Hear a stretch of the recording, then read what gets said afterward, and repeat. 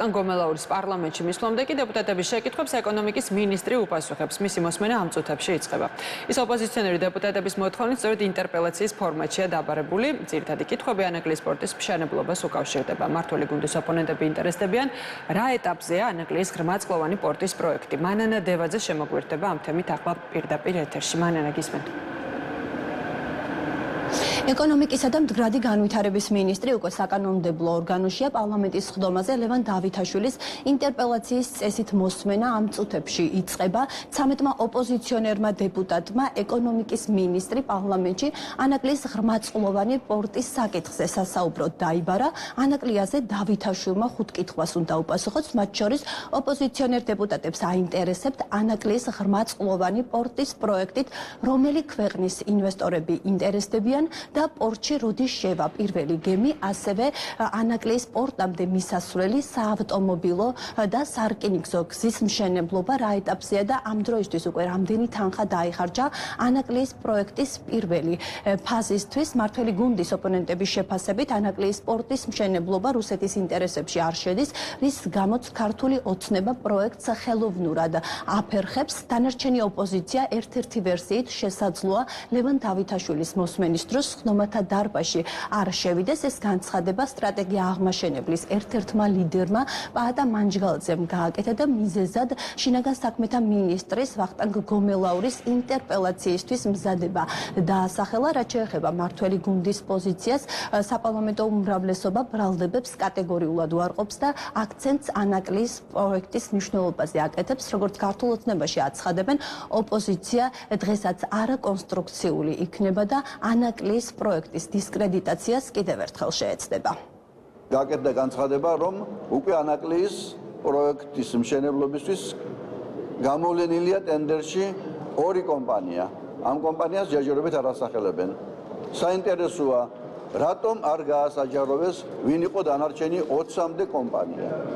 რამდენად ობიექტურად იქნა არჩეული და გადაყვანილი ეგრეთ წოდებულ მეორე ტურში და რამდენად არის რეალისტური, რომ ამ ხელისუფლების პირობებში მართლაც დაიწყება ანაკლიის პორტის აშენება. ანაკლია როგორც პროექტი, რომელსაც აქვს პოლიტიკური და ეკონომიკური ძალიან მნიშვნელოვანი განზომილებები და რომელიც უნდა აშენდეს და ჩვენი პოზიცია ყოველთვის ეს იყო, უნდა აშენდეს ძლიერი ინვესტორების საშუალებით და უნდა აშენდეს ჩვენ სტრატეგიულ პარტნიორებთან ერთად.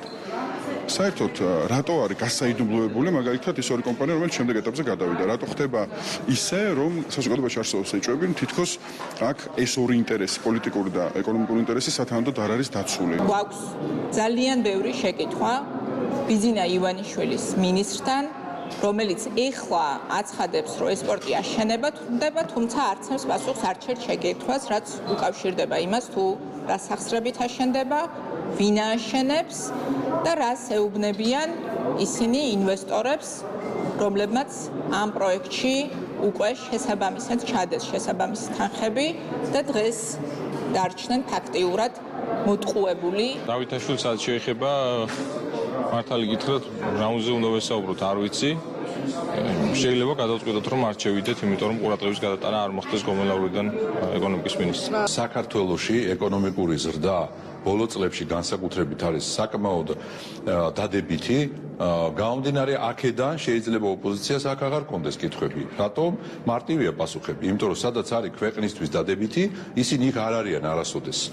მათ უნდათ იქ, რომ სადაც ნეგატივი შექმნან და მე ამ ნეგატივზე ისაუბრონ. ამიტომ მიუხედავად იმისა, ოპოზიცია დაესწრება თუ არ დაესწრება, ეკონომიკის მინისტრი არსებულ ეკონომიკას და სამომავლო გეგმებზე ჩვენ მოგვახსენებს. კარგი იქნება, რომ საჯაროდ მოისმენს ყველა იმ გადაწყვეტილებების შესახებ და იმ გეგმების შესახებ, რაც აქვს ხელისუფლებას ამ მიმართულებით, რასაც უკავშირდება ინტერპელაციის საკითხი, შესაბამისად ეს კარგი შესაძლებლობაა, მათ შორის საზოგადოებისთვის საინფორმაციო მისაწოდებლად. თუმცა აქაც რა თქმა უნდა მომიწევს, რომ ვიყოს სკეპტიკური ოპოზიციის განწყობებთან მიმართებაში და რა თქმა უნდა მორიგჯერზე ვიხილავთ ალბათ მცდელობას, რომ რაღაცა ფორმით დისკრედიტირება მოახდინონ ამ შემთხვევაში აი ამ ძალიან მეტად მნიშვნელოვანი პროექტისა, რასაც ქვია ანაკლიის პროექტი.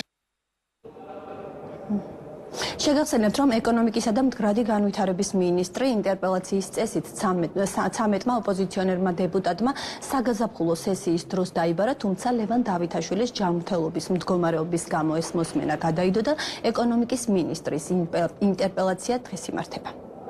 მადლობა მანანა დევაძე იყო პარლამენტიდან პირდაპირ ეთერში.